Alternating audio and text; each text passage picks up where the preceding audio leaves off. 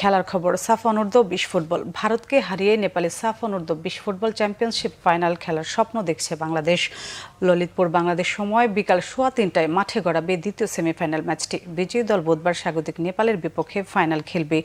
ললিতপুরে আনফা কমপ্লেক্সে ভারতের মোকাবেলা করার আগে 3 দিন অনুশীলনের সুযোগ পেয়েছে বাংলাদেশ যুব দল। গ্রুপ পর্ব শেষে বিরতি পাওয়া 3 দিনের একদিন কেটেছে তাদের বিশ্রামে, বাকি 2 দিন ছিল প্রস্তুতিতে।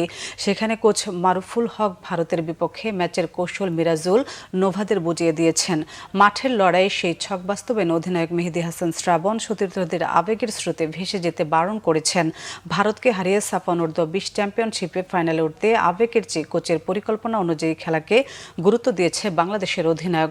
এক গ্রুপে শ্রীলঙ্কাকে 2-0 গোলে হারানোর পর নেপালের কাছে 2-1 ব্যবধানে হেরে যায় বাংলাদেশ। তাতে নেপালের কাছে শীর্ষস্থান হারিয়ে বি গ্রুপ চ্যাম্পিয়ন ভারতকে সেমিফাইনালে প্রতিপক্ষ পেয়েছে মারুফুলের দল।